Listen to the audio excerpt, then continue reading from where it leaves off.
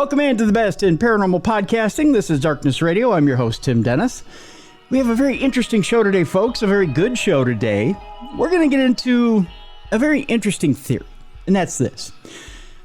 The guest I have on today says that you wrote the book of your life before you were born, which is a great theory. We've dealt with this theory before, but she has a very, very good story in the story of her life, which she's sat down and done the work. So we're going to talk to her about how she came to this theory. And it's the school of hard knocks, folks, as to how she came to this theory. Her story is heart-wrenching. It is one of those stories you don't ever, I think, want to come across. And again, we'll get into it in the program. I don't want to spoil anything here. Our guest is Sana Brauner. She's done many things in her life. She's been a journalist. She's been a yoga instructor. But before the show, she put it to me eloquently. I don't think we're defined by our careers, because a lot of times in our life, our careers change. And really, we shouldn't be defined by one thing or another, because we're like career chameleons, I think, at times. I think we switch up our careers. We don't become one thing or another. We really are ourselves, and we find our identities through our lifetime. So let's welcome into the Darkness on the Edge of Town Paranormal Radio Show, Sana Brauner. Hi, Sana. How are you? Hi, Tim. Thank you for inviting me to your show. I'm happy to be able to talk and share my experience, my story. So, let's see where we go. Exactly. Let's see where we go. I want to mention first the name of the book, and we'll mention this many times throughout the program, and we do have a link in the description of this program to the book called The Borrowed Daughter, A Journey Beyond the Edge of Life. And we'll get into how exactly you started on this journey in just a moment. I want to get to know you a little bit first. As we mentioned just a moment ago, you've been many things in this life. I want to start with the beginning of your life and how you entered into this life. And then we'll start to talk about contracts, soul contracts in life. Who is Sana Brauner, and how did you start out life? Yeah, I'm still discovering Sana Brauner myself. The thing is, like, when I'm born in Serbia, and that's former Yugoslavia. Mm-hmm. My parents moved to Vienna when I was 2.5. And I have really to tell you, looking back now, in my childhood, it was like I was always a bit different, looking at them and questioning from the beginning, as a child, can question a way of like, why, are we here? Why it feels so unfair. Somebody's healthy, somebody's rich, somebody's sick, somebody's like handicapped, and this and this. There were so many, questions I had as a child. And honestly, I had never real answers. But when I became like around 20, I heard the first time about reincarnation. And that made sense, for me for a long time. Now I don't believe anymore in this. I changed my opinion, and I think we should all be open, to allow ourselves, to change how we think, how we feel about everything. And with around 20 and something, I became a journalist. I started to write, and the end at 30, I became the chief editor of a very a magazine that was 1,300,000 samples. So it was pretty huge one. And I was working, and everything that actually I identified myself was with all my work, all the effort. This was actually who I was, Mm-hmm. I have to tell you, I had to deal with this after. Now we let the world fall like the tsunami, After that, I had to work hard on this identity, myself and my identity. Who was I, after changing, you have anyway. So, but at 30 as a woman, when you're also asking yourself, do you want to become a mother? I was already, married, and so and my mom also pushed me back because my sister had already 3 boys, and she was like, yeah, son, what do you want more, and something. And so I decided from heart, it's finally like, okay, now it's time, and the first child, Alexander, was born, a boy. 2.5 years later, the little daughter came, Alexandra-Anita. Let me stop you before we get into that. I want to backtrack a little bit because I want to talk a little bit about your childhood in Serbia, and we all get raised under one religion or another. Okay. I myself, I get raised Roman Catholic and become an altar boy. And I want to talk a little bit about crisis with faith with you before we jump into yes, older, as we get older, raise kids and whatnot and have those kids. Growing up in Serbia, how obviously we follow our parents, religion. Your parents indoctrinate you into what church and you're following what religion, because you said something you were very obviously very astute as a child, and know that you're very aware of your surroundings. You know that things aren't fair in life, that some people aren't catching a break. What religion are you raised under, and do you question your faith? And what age do you question your faith at? I am raised Serbian Orthodox. Okay. So that's a Catholic, kind of. You have Russian, Greek, so Serbian Orthodox. It's a pretty open, way of thinking. You are, as a priest, you are allowed to marry and have a family and all these things. And the thing I remember, we have been in Vienna as we moved, in my early age, to Vienna. There was also a Serbian Orthodox church, and I remember myself, maybe I was 6, 7, and my mom liked to go to church because it was also very social, there. After the mass, there was like a room where people would meet, sit together, drink, eat. Most of them brought some food, meat, and something. So mom really appreciated this kind of social. She was always like social, and liked to share and to chat. Yeah, woman. Yeah. And well, I like to socialize too. I mean, I like too, that. But they are, I like that part as well. Comparing to my dad, he would rather drive home and do his stuff. What he was, preparing a car or whatever, somehow. Mm-hmm. But I remember myself, staying there, and listening to the Pope in front, who was speaking. And he said about something like Serbian, blood, our Serbian blood. And I was like, what? What is he saying? Why is he saying this? Why should Serbian blood be different than other blood? Yeah. That was already somehow for me like, I don't like this, somehow. That's a message doesn't fit in my heart, Yes. I was all, and I don't know why, really, Tim. It was for me like from early on, my heart was my real home, Mm-hmm. I always, and it was a big help, for me later. Oh my God. And so in my heart, it didn't sound, it didn't, like, okay, that's not true. That can't be, what he's saying, because he's separating. Yeah. I had my issues, although I love a lot of the teachings of the Catholic Church. I had my issues, like you said, with separating certain things, and it came to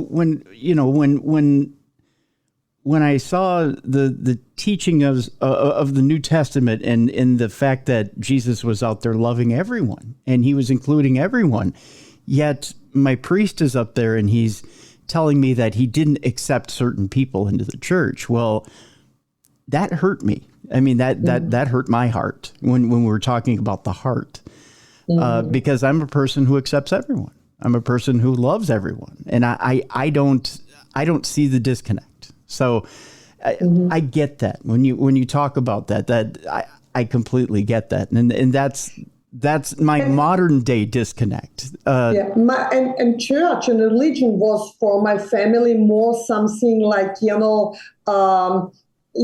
was like an obligation to follow, especially from her. It was like, it was a fear-based.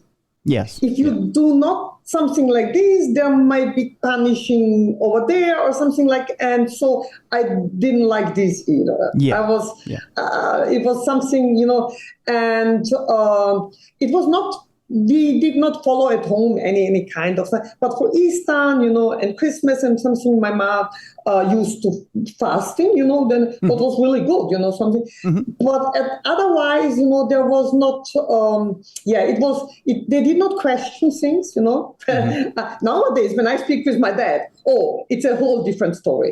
I mean, for him, the church is business. That's it. Yeah, exactly. I'm sorry, I cut you off when you were talking about, we were getting to a little bit, when you got a little bit older, you were getting into your 30s and you were talking about the fact that you had children. Continue, I'm sorry.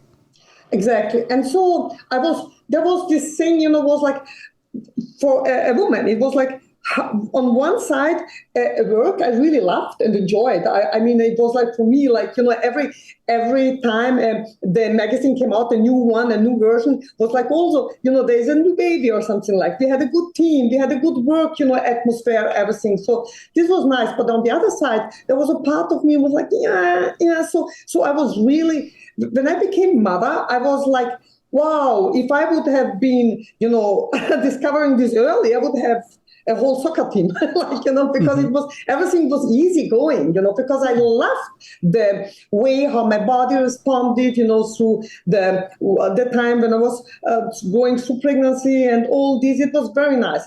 And so at the end, there was a twist in my heart that it didn't feel so good, because I tried to be what you would say a good mother, to spend time as much as I can with my, children, and to do everything. And on the other side, there was this, everybody saw me as this strong, powerful woman. She can, doesn't matter what you do, she can make this, through, she can go through everything. She can work, she can be a mother, she can be, a wife and whatever. But internally it didn't fit, the person I showed up, who I, outside. There was already pain inside, because I could see, well, that's the values, So, and honestly, it was also like before, in December, before we went on holiday to Sana, special Christmas. Let me ask you real quick, Sana, before we get to that special Christmas. Let me ask you this: as you're raising your children, as you're trying to be the best you can at work, does it feel like, I don't want to say morally, because morally isn't the right word. Does it feel like from the heart? Does it feel like your heart's in two different places because you were such a career woman and you gave your heart to your work? At the same time, you're trying to give your heart to your children. Is it a matter of trying to spread love to both those places, or is it a matter of trying to spread energy? Because there's a difference there. Yes. The thing is, and this is, thank you for this question, because why? As I was, really well organized, I did always, I'm very good in putting structure on everything, in work and also at home. So I had a nice nurse, who was taking care of the children. She was really, wonderful person. I had somebody who was taking care of the household, so there was this kind of me. It was like, when I left home, hugged the children and did and went to work, I was like, going out, waving to them. And a part of me was really happy that they are in a very good situation and very well taken care, because, and this may sound strange, but myself, the way I was built, if I would have just stayed at home, I would have been a very difficult person, because I needed this part of creativity. I needed, but the problem was, it was a bit too much, at the end, because even if you are whatever, so-called powerful, a power woman or whatever, no, you can't, and it's energy and heart. It was both, because that's really, that's how it fit. It was like, you have 24 hours, that's it. But was there not a part of you that could reconcile the fact that going to work and supporting those children is also taking care of those children? Was that not part of the equation? No, that was not, because my husband had, was he lead it. We did not had, the money was not the issue. It was more that I was such a, happy mother when I was with them, because I was so much, fulfilled the time when I spent with them, Yes. I gave them 100% myself, Yes. But if I would have, that's what I mean, if I would have had to stay at home and then I would have been pretty frustrated. Understandable. And that's really honest, that's... Yeah. Okay. I'm sorry, I had to cut you off. Very special Christmas. You were, go ahead and continue with that. Well, we always liked to go for Christmas, in somewhere where it's sunny, because it's cold in Vienna. And that's also a time where we, from the magazine side, it was for us able, to have some free time and to do it from far away. And so here we are. It was, the family was also, my mom was always going with us. She just was kind of like, it was Helmut, my ex-husband, and Alexander, the son, Alexandra-Anita, the daughter, myself, and then my sister and her son, they came later, and another family with 2 children. They just choose to go with us because it was Alexandra-Anita, the girl. He's like, now we will have her for 2 weeks with us, just for us, because she's very special. Her way of coming already in the world and how she was acting and how people, it was special. For me, she was my child, my daughter, normal. But later on, people told me a lot of, kind of like, okay, it's a very special appearance and energy and the way just of looking, the way of her eyes, just like so that's why this family also choose to come with us.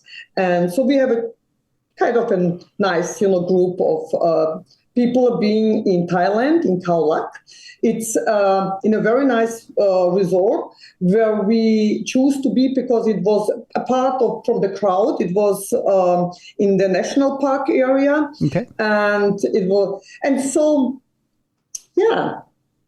here comes Christmas. We celebrate Christmas, and we have a very nice Christmas Eve. And this was 24th evening. The 25th, we just relaxed. And then comes 26th of December. And this is where we're coming up on the incident, correct? Okay, so Here's what we'll do. We'll take our break, and when we come back, we're going to talk about the incident that changed Sanna's life forever. And folks, it's time to batten down the hatches, because this is where things take a turn for the worse and kind of take a little bit of the joy, no, not a little bit, a lot of the joy out of Sanna's life. And this is the incident that changes Sanna's outlook on life forever. And then we get into how Sanna begins to look at life differently. When we come back, we'll talk about that fateful day that changes Sanna's life forever and the journey it takes, that journey beyond the edge of life, which is part of the title of the book, that changes her entire life and changes her aspect on life. Again, the name of the book, The Borrowed Daughter, A Journey Beyond the Edge of Life.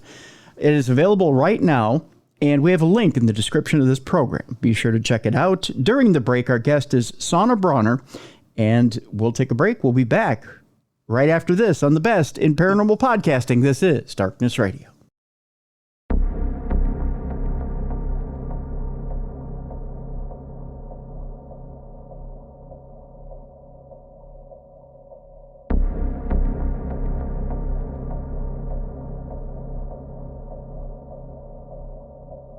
Welcome back to the best in paranormal podcasting. This is Darkness Radio. I'm your host, Tim Dennis. Our guest is Sanna Brauner. She's the author and experiencer of the book, The Borrowed Daughter, A Journey Beyond the Edge of Life. We'll be talking a little bit about soul contracts and whether you actually write the contract of your life or the actual experiences of your life before you enter this life a little bit later in the program. Before the break, we were talking about a fateful Christmas vacation in Thailand. And before we got to our break, Sanna was leading us into a fateful day that happened. We were talking about the 24th and the 25th. All had been going well in Thailand. We get to the 26th, Sanna, and things take a turn for the worse. Why don't you lead us into what happened at the beginning of the day and the 26th when you woke up? Yeah, it was a special energy. Looking back, that time, it was a special energy in the morning at 7 o'clock when still most of them have been sleeping. I went to the sea and I was like, somehow I had to swim, I had to swim like wild. And then like something was so crazy. I just like the sea, the water was like taking me and swimming.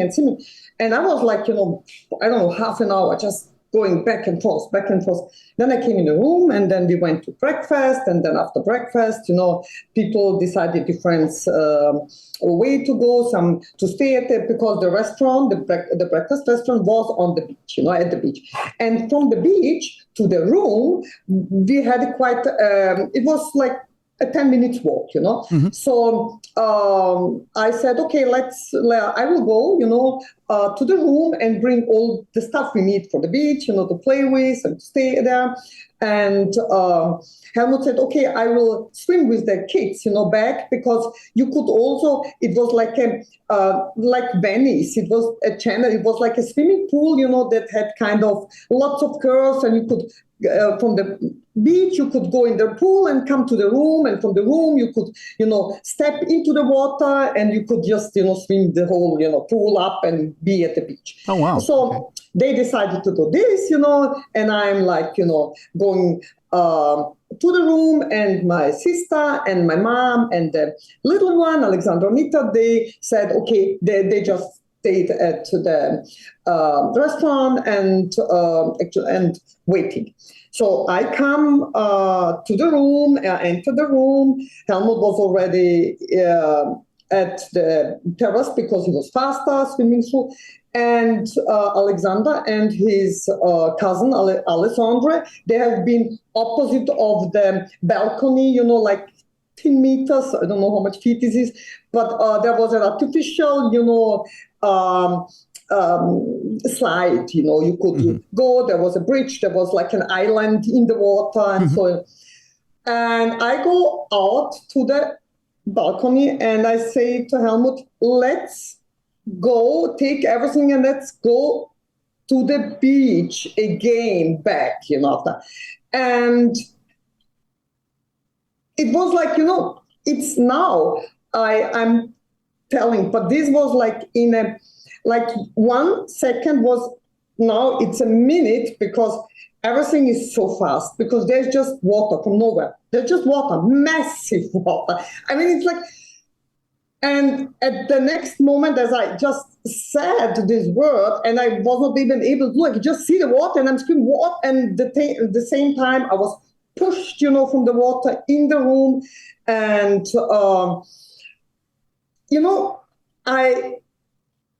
There's happened so much at the time, in space, in this kind of space, that these things happen, just change, I could observe, that the room got filled and me throwing to this glass door from the sleeping room, in the bathroom. At the next moment, I don't hear anything, but I can imagine that, this pushing off, because at the next moment I'm out somewhere, and I can just, feel how my body is hitting, everything, and there is, with the water goes everything what was fixed before, and everything like doors, televisions, beds, mattresses, statues, they're just going, and myself in the water trying to go out, to reach the surface, to somehow, it's like, because you can't just grab it. You are just like, here was the holiday, here you're surviving in the water.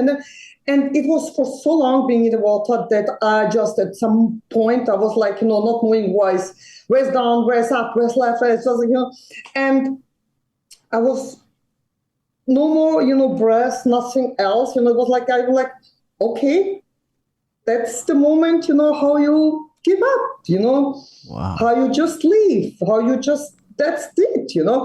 And by thinking this, there suddenly I reached a room, a space, somehow a time that is so quiet, that is so peaceful, that is just, like there's no worry about anything, like, And then I hear this voice, and my voice, asking myself, Sana, do you want to live?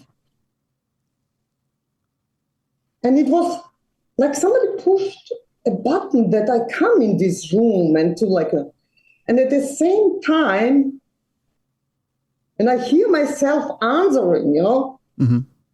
Yes, it really can. Yes, I do want to live.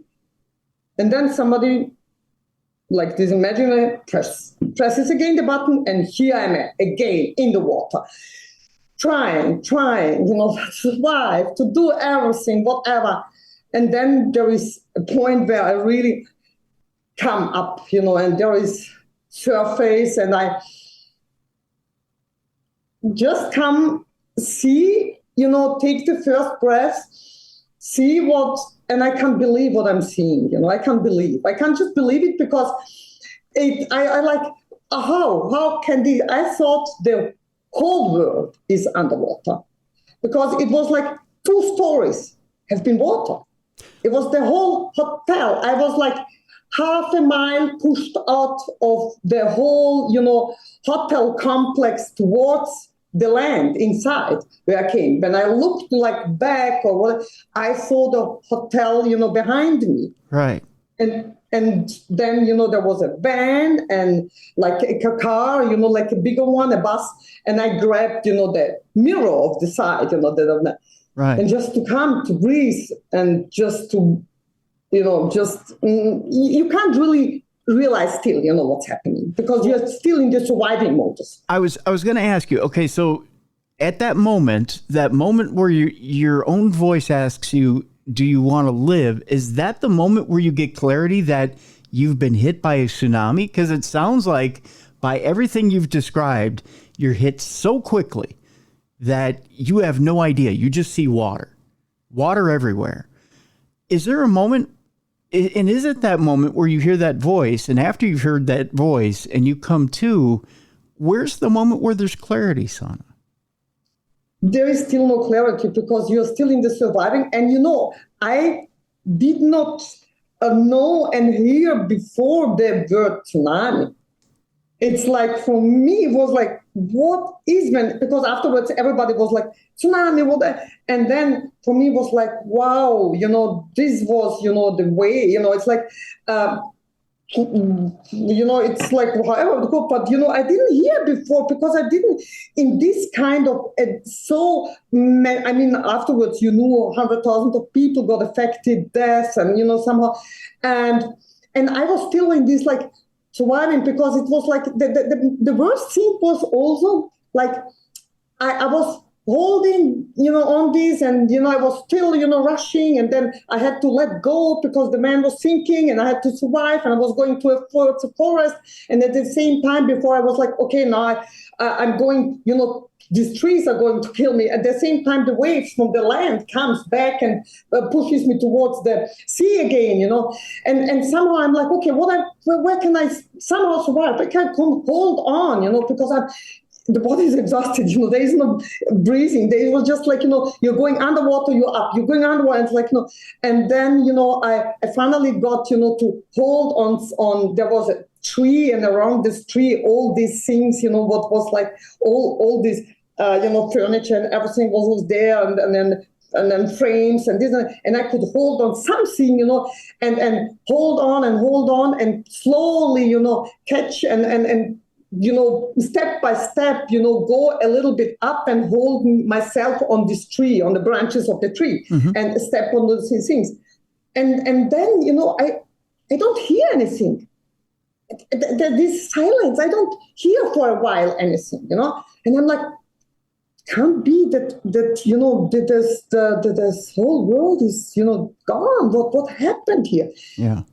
And after a while, I was hearing some, voices and this, and then, I'm like, okay, after a while, then I started to observe. Then I started to, and then my brain started to think about the other persons, about the family, about this.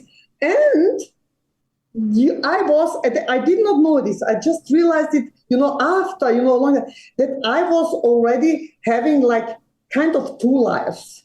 One was connected and hearing, because there was a voice who started to speak to me. It's like, Sana, you can't do now anything for the other. You have to look for yourself.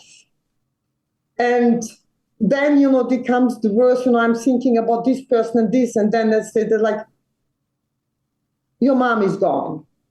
Oh. And then, somehow, like, okay, what about this? And then also the Alexandra-Anita, she's going to be taken care of, And so, yeah, there is, the next step was trying to go in the water, to reach the hotel, to look for the other, and I was totally naked because everything was gone, somehow.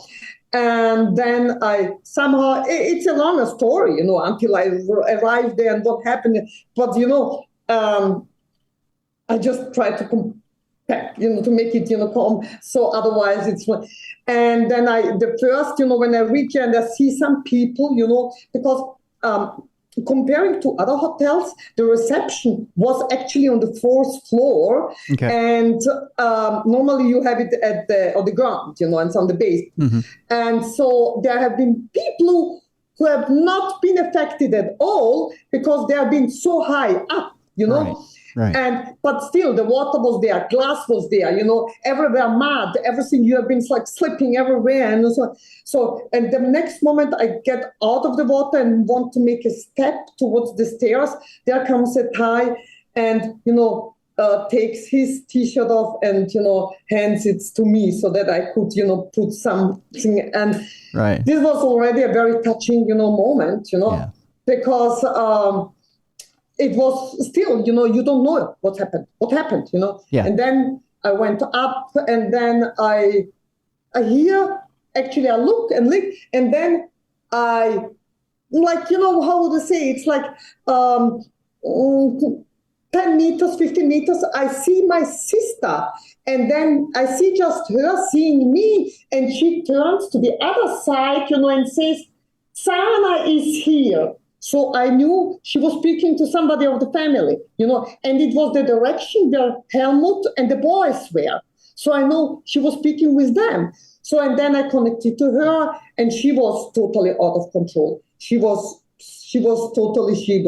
crying. She had pain in the neck, and she's like started to be like totally. I will, lose everything. I can't, stay anymore. I have pain and this, and so. But slowly, I managed, some people to hold her, and interesting thing is while you do this, you watch still around. A part of you is observing. And then I look towards a woman. She's just some steps away and she's sitting there and leaning on the wall, And then I do this and this, and then I look there, and then I can see she's covered with a white blanket, Right. And this happens from 1 second to the other. You can see only this one. People surviving, people die. People surviving, people die. It was, for hours, actually, yes, it was even later on, Well, that night, I found Helmut, Alexandra, and her son. And so we went, they brought us, after a long story, make it so short, with pickups away to the land, to the mountains, where she should have to overnight and this. And and Helmut, hears also this kind of words. Alexandra-Anita is speaking. He's a little bit psychic or somehow in left there. And he hears her, speaking, where she is and this and this. And so this was the time where we, the next day, started, to look for her. Okay. Because there was, in my heart, there was something I don't know how she made it or who helped or whatever, but I know she's alive and I know my mom is gone. Okay. Your mom. This was going towards the first night. Well, now I want to ask you, there's that moment there where you're by yourself and your mom is gone and you hear your daughter's being taken care of. In that moment where you hear that, what's the emotion? I don't want to feed you, but what's the emotion that hits you when you hear this in your head? Because some people would be frightened. Some people would be calmed by it. Other people would stop what they're doing and go, what the hell am I thinking? What was your emotion when you first hear this? I mean, I know you're in the middle of an emergency, but are you thinking you're imagining things, or what are you thinking? I was asking myself later on also this, like, what is this? What was this? Like, whatever, somehow. The thing is, like, there is a part who does not want to accept that you're hearing this. Okay. For myself. I did not want to hear that my mom is gone and that the daughter is somewhere, whatever, like, but is taken care of, because what does it mean? Yeah. It's not a help. In some way. It was for me like, okay, but what does it mean? And I was, and then this is also where this whole roller coaster of emotions starts, Yeah. It's like the emotions go crazy from everything, from being so sad, being so broken, being so fragile, being just from, like, when you are, because before I could manage things, I could structure, and I was helpless. Yeah.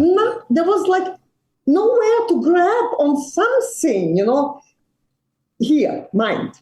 Yep. The only way to find some kind of peace and something was going to the heart, and just really going to a heart and connecting.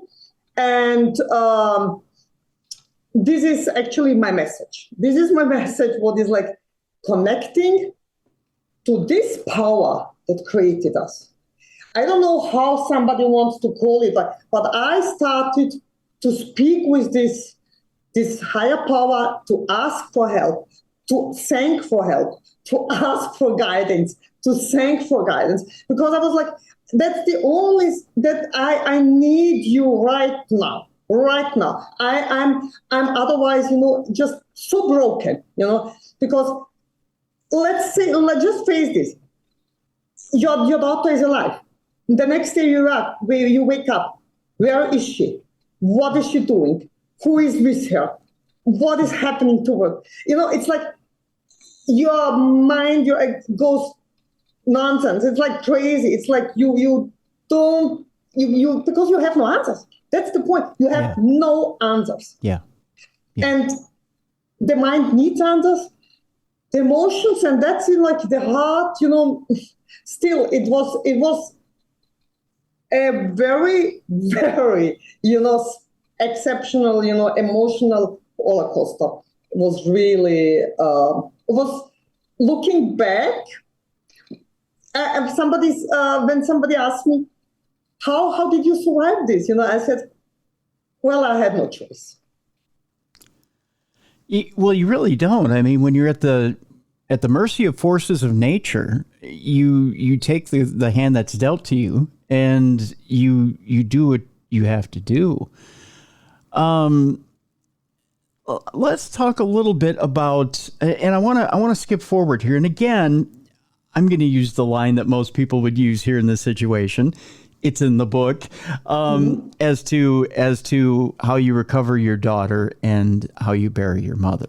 We'll leave that for people to read in the book. The book is The Borrowed Daughter, A Journey Beyond the Edge of Life. So I'm going to ask you the difficult question here, Sana. As you're sitting here and you're trying to process emotion, as you're sitting here and you're trying to figure out why me, why us, why during the Christmas holiday, which is supposed to be a time for family, is my family picked apart?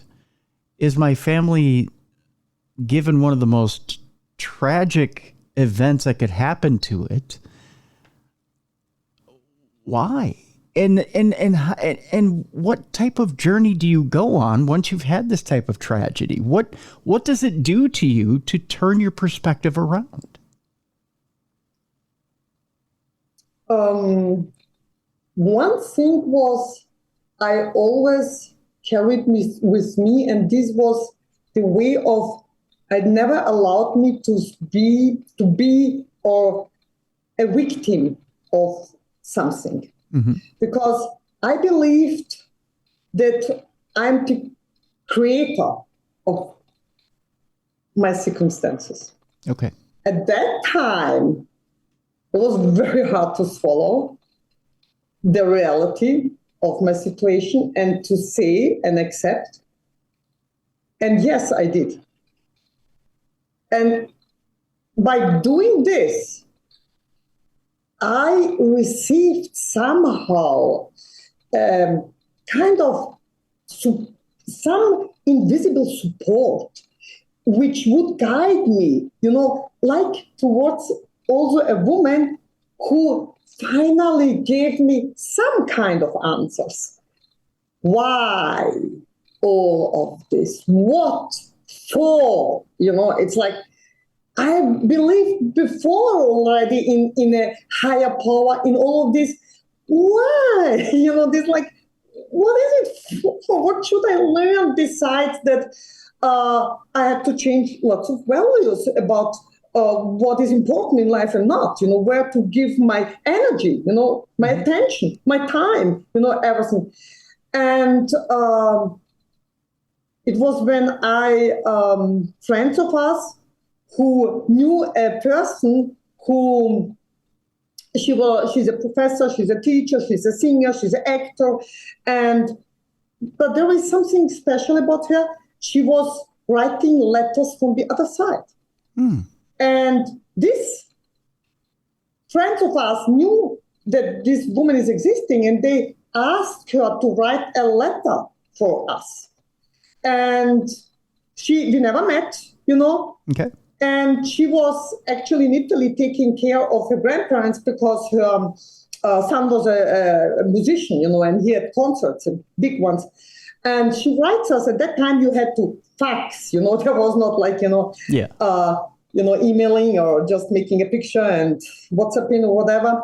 So she did fax, and she somehow confirmed what my feeling was. Mm-hmm. But then, we got curious, and Helmut especially, so we asked for another letter. And then we became these answers that this was already orchestrated before coming to experience human life, and that she would be the one, if we do not change our lives in directions we wrote ourselves what we want to go where, she would be the one who would bring the change instant. That's very interesting. So are you telling me that, okay, we can write this contract, or we can have some sort of a predetermined or predestined outcome before we get here, but that we can change it up once we get here? Yes. We have this kind of, okay, this planet is special, for experiencing physical life, body, because, and let's say this is my way of thinking, maybe people will not agree, that's okay too, but just, that's how I, see it. It's like planet Earth is something special in a way of and I see myself as an energy being, Yeah. But, because energy, we even after death, the body, we will lose the body for that. But I don't believe that there's something inside us what is breathing me, what is God just giving me the possibility to look at nature. You don't have to do anything and it's happening, it's growing. It's like, hey, it's not us, Right. who gives life. Right. And so that's the thing what I realize, somehow, yes, we have directions where we go towards. And yes, I'm sure we can, as we are very conscious about this whole picture and the matrix behind it, that whole thing, step into and be the creator of changes. If we feel that, yes, I think I'm heading towards, but no, I am going this way. But you have to be very aware of, everything, what is everything and everybody even. And I think, that my highest belief is that's the only reason why we're here. Is to learn those lessons. To be creator and not thinking we are victims of situations. Okay. Because situations happen. We will always experience something. Life is constant change. Yes. Yeah. We have to let go. I mean, at that moment, when I experienced, having to, that's why it's called the borrowed daughter. Mm-hmm. She does not belong in a way of, she's mine, Mm-hmm. I mean, how can we own anything or somebody even? That's pretty deep. I mean, you would like to think that at least the person you gave birth to would be yours, right? Yes. And yet,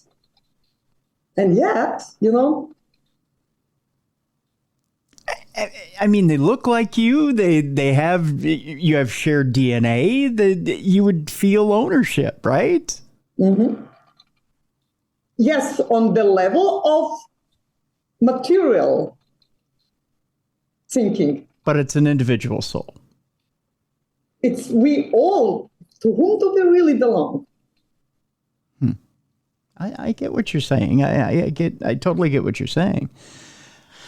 I do want to ask this question though, Sana. It seems like, I mean, going back a few steps in the conversation, as we're making these choices in life, it seems like we can veer off the path, and we can veer off it very quickly with just a few decisions. Does it take a major disaster to put us back on, or is it just a matter of a few steps?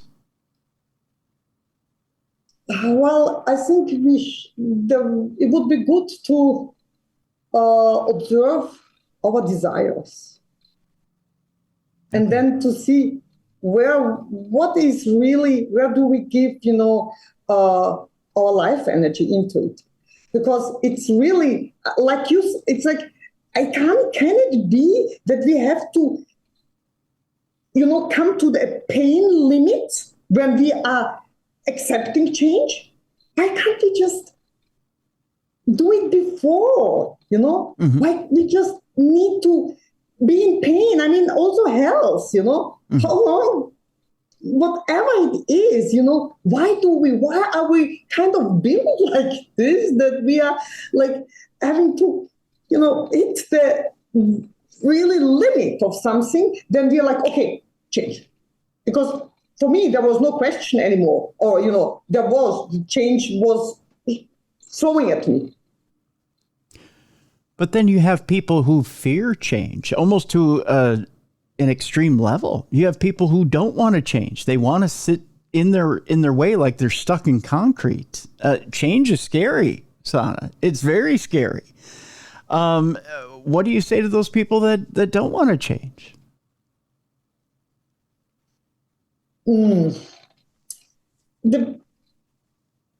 Yes, just to acknowledge that is scary. And I think this helps already. Not to push this emotion away when you feel fear. Because, well, then just, observe and then just like go behind your fear. Why is it? What is it? That it's so scary about it, It's like, and then it's a little step towards, okay, because there is fear is there for something. True. It's not like, okay, everything. And so it's just like to acknowledge your emotion, not to make yourself like a super whatever and to play something what is, no, just sit. And I went actually, there was so much emotions I had to heal, in my life. And I went also to India, where I went in a kind of an ashram. It was a university where you learn to suffer proper. Oh, wow. Okay. I need to hear this. How do you learn to suffer proper? And that's what it is. It was like when you, like, say it like this, there is a kind of a metaphor, a little story. I'm trying to make it fast. Go ahead. You are running in the woods, and then you hear behind you a tiger. Oh God, and then you really start to run. Run and you're starting to scream. And then you hear there is a kind of a fort in front of you and they hear you screaming and they open your door and you're running into it. And there is another, room where they open you the room and you're in the room and you are safe. And then you look behind. They did allow the tiger through in the fort, through the room. The tiger is in the room. They close the door. And then you are there. And now the tiger is not in a hurry to eat you. He's just looking at you, that. And you're there in the edge and fear goes through you back and forth. You're just like a piece of nothing, And the tiger eats you and you're free. So what the story, what they wanted to tell is, we run from suffering. We run from our emotions. We run from anger, from sadness, from rage, from jealousy, from whatever it is of emotions. But instead of just sitting with them, feeling them in every cell, because they are a charge in our body, in the cell. It's a charge. Every emotion is a charge. And until you don't allow yourself to go again through these emotions in a very 100%, you have to feel it and to even intensify it, so that you experience a discharge. And then comes another peaceful moment, because it's like a program and you have just to delete, this kind of stuff. And that's at the end, what we are here for. We can't escape. And this was the running. We want to escape from suffering. No. How to learn proper? Sit with your pain. Sit with the emotion that comes up. And it's uncomfortable, very uncomfortable. Because it's not nice to feel depressed. It's not nice to feel frustrated. It's not nice. That's not a nice emotion, But when you sit and acknowledge it, because it's a part of you, said, it's your emotion. Mm-hmm. Wow. You taught me something new today, Sana. I know that much. That's a completely new concept to me. I've never heard of that. But interesting. I'm glad, thanks. Yeah, that's very interesting. To learn to sit with it is a very interesting concept indeed. I think we spend a lot of time running from our emotions, that's for sure. We do. We spend a lot of time running from trying to deal with things rather than tackling it head on. Yeah, and we try to compensate them with drinking, with shopping, with listening to radio, with talking, chatting, phoning, meditating. Everything is escaping from what, I've always told people to process it, move through it, and move on. But I've never thought about sitting with it. Sitting with it is a different way of processing. That's interesting. I've never thought of it that way. It's very interesting indeed. I want to ask you kind of this isn't a crass question, but it is a contemplative question that may involve some emotion, and that's this. We're always told there's a lesson behind every action in the universe. At least I've been told that, and this is my Roman Catholic background. There's a lesson in everything, even behind every tragedy as well. There's a lesson behind this. God had a lesson behind this. And I don't know that I've always bought that. Sometimes I think tragedies happen just because they happen. I'm going to ask you this question, and it's uncomfortable, Sana. I apologize ahead of time. What was the lesson behind this tsunami, and why? What was, for God's sakes, what was the lesson behind losing your mother on Christmas? Yeah. And I have to dig deep and to be really honest. And it's about to open my heart more in a way of being very, very authentic. Yeah. Very me, and not presenting a Sana who maybe I wanted to see. Because everything got washed away, everything got and I was really, it was really, I was a different person in a way of how I would see everything, look at everything. When I see a person nowadays and it's closed like this, wears this, or, drives this and this, we like to put people very easy, in kind of levels, and then, but you don't know what's going inside this person. This is because many people you do not look like you experienced like this and this. You can't see inside a person. You just be, and I had always again and again,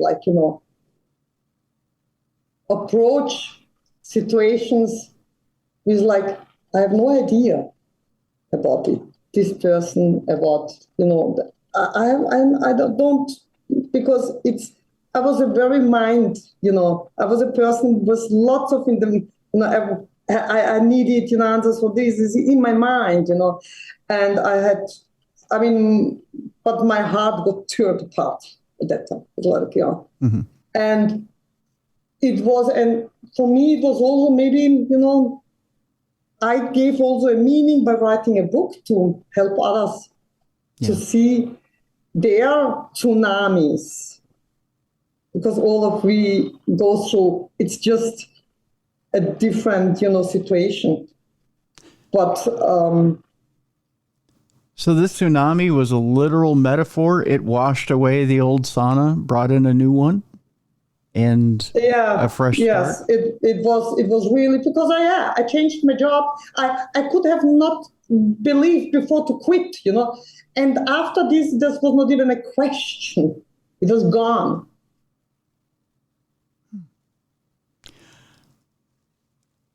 You know, I know in times of tragedy in the past, I've talked to many people over 17 years who have, in times of trouble, in times of tragedy, they've gotten brand new starts. I've talked to people who have died and come back, and it's been such a shock that they've changed your complete outlook, and it's a brand new day. It's just a brand new day. And it seems to me that after the tsunami, it was a brand new day for you. And it takes a while. It does, yeah. It takes a while. You need time to process. You need time to heal, to allow. And that's why I said I had a bunch of emotions I had to deal with, and I had to process. And if you don't do this, there is no healing. Yeah. Then you start to become a victim. Yeah. Let me ask you this. We shouldn't, you know? Yeah, we shouldn't. That's true. That's what I would want to say. We shouldn't also be, you know, for the people around us, you know, because we should, you know, look to make how much is easy for our friends, for the family also, and not, you know, to be somebody who is just a problem. Yeah. Yeah, that's yeah. Yeah, I agree with you. Let me ask you this as we're wrapping up the show today. If you could sneak a peek at how you wrote out your life before you came here, if you believe you did, how do you think you wrote the end of your chapter here, or the final chapters? If you could peruse it, or if you could predict it, how do you think Sana wrote out the end of her life? Living with more, not on my own, in a way of like I like to be very, you know, kind of, you know, extroverted in some way and inverted in a way of like, okay, no, I'm seeing Sana being in this very, you know, how people used to be in a big family, you know, many people around, all ages, you know, and sharing and helping each other. And that's how I, see myself becoming, you know, as I get older and, you know, finding my community, you know. Yeah. Oh, that's perfect. That's perfect. The book is out there right now and available for you to pick up. We've got a link to it in the description of this program. It's called The Borrowed Daughter, A Journey Beyond the Edge of Life. And our guest and the author of that book is Sana Brauner. I want to thank you so much for being with us today, Sana. Yeah, I'm really thank you for sharing. Thank you just for sharing, Tim. And feel embraced through the distance from Vienna to your home.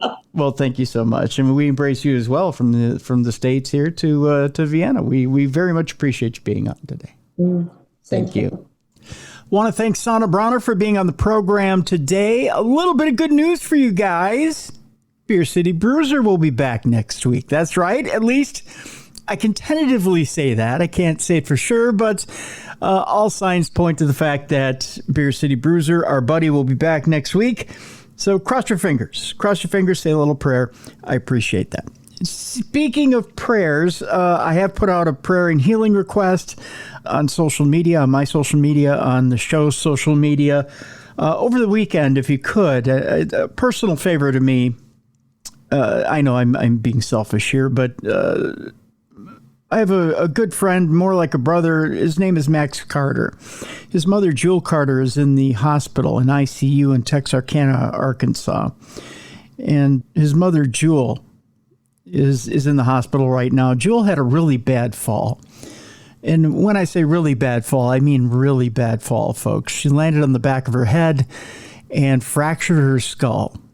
And in the process has extremely bad bruising in her frontal lobes, both frontal lobes, and has bleeding and swelling in the frontal lobes as well. In fact, it had gotten to the point where the bleeding and swelling had stopped in the frontal lobes until Wednesday.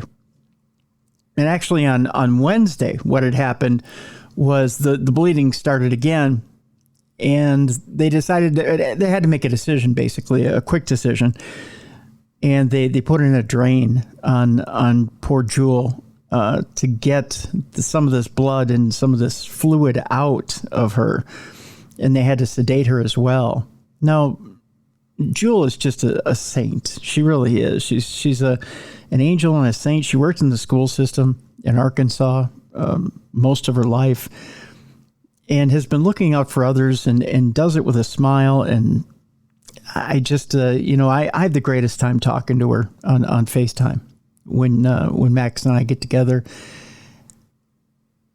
I have to tell you, I've been seeing pictures of Jewel since she's been in the hospital, and it breaks my heart every time I see a picture of her, because I remember the smiling, happy Jewel that I know, the mama I know, and she calls me son as well, and it lights me up. It makes me smile. To see her the way she is now absolutely breaks my heart. And I'm hoping that you guys can do me this favor over the weekend. Keep Jewel, keep Mama in your prayers.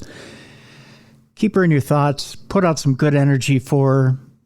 I know not everybody here is, I know we have some atheists that listen. I love you atheists as well. Just keep her in your thoughts. Put some good thoughts out for her. For those of you who practice Reiki or energy work, please send that good energy out. For those of you who are going to your religious services or whatever services you observe, please say a prayer for her this weekend.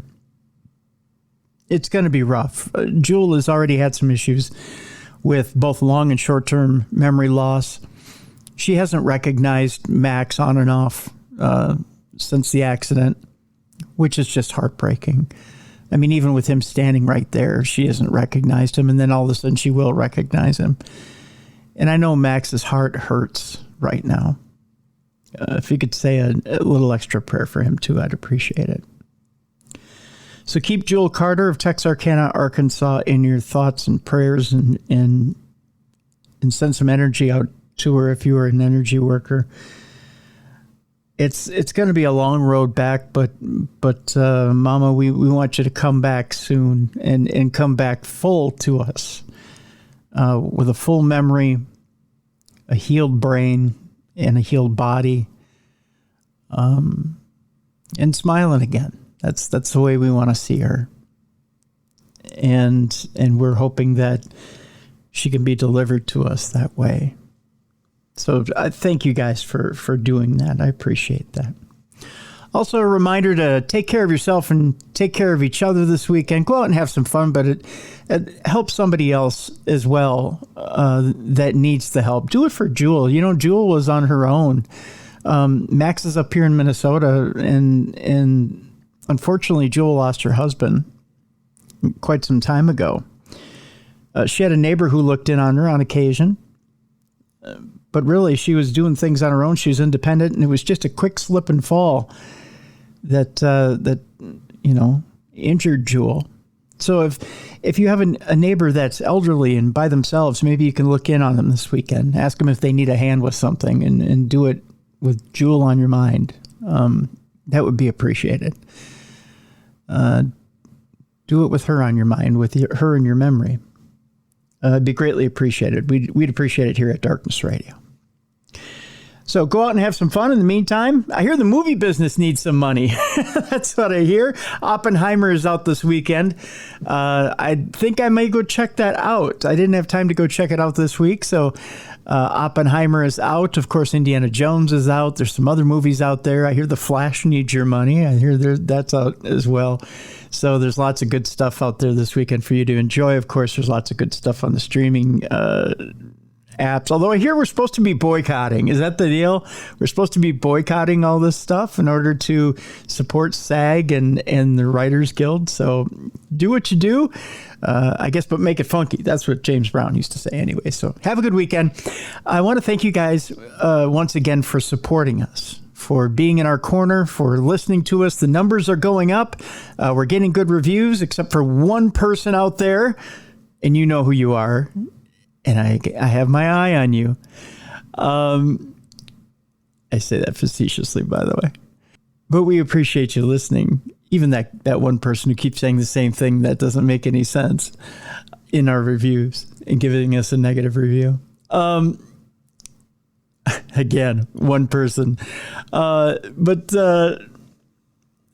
I really do, and I really am appreciative of each and every one of you that listens and takes the time out of your busy schedule. You know, a lot of shows don't give their moment of gratitude to you guys. I realize how busy your schedules are and how much of your time is taken up by work, how much of your time is taken up by activities and just getting through the week, and how little time you have, how little free time you have. And the fact that you take any of your time to listen to this show really honors me, and I appreciate that. And it honors Bruiser and Mally and Jessica. We really do appreciate the fact that you tune into the show and you spend your free time with us. We appreciate you for that. So thank you so much for that. We would appreciate it too if you would listen to these shows the same week that you got them. If you can do that, we appreciate it, or at least within 2 weeks of getting these shows. The reason being is that we don't get proper credit with our sponsors if you don't listen to the shows within a couple of weeks of getting these shows. So if you could properly consume them, if we could put it that way, we'd appreciate it, so that we all can get the credit we need for them. Parashare. Send your Parashare stories, tim@darknessradio.com, or if you want to send a voice note, just go to darknessradioshow.com, click on that blue button. You got 2 minutes to do it, and we will play your Parashare right here on the show. If you need more than 2 minutes, click that blue button again. I'll stitch them together, and we'll play them right here on the show. We love to hear your lovely voice right here on Darkness Radio, darknessradioshow.com. Again, have a great weekend, everybody. We'll see you right back here next week for Darkness Radio. And boy, have we got a week for you. Karen Dahlman will be on the program on Thursday. We got a surprise for you on True Crime Tuesday. It's going to be a great week, folks. And of course, Beer City Bruiser is back. So tune in next week for the best in paranormal programming. This has been Darkness Radio.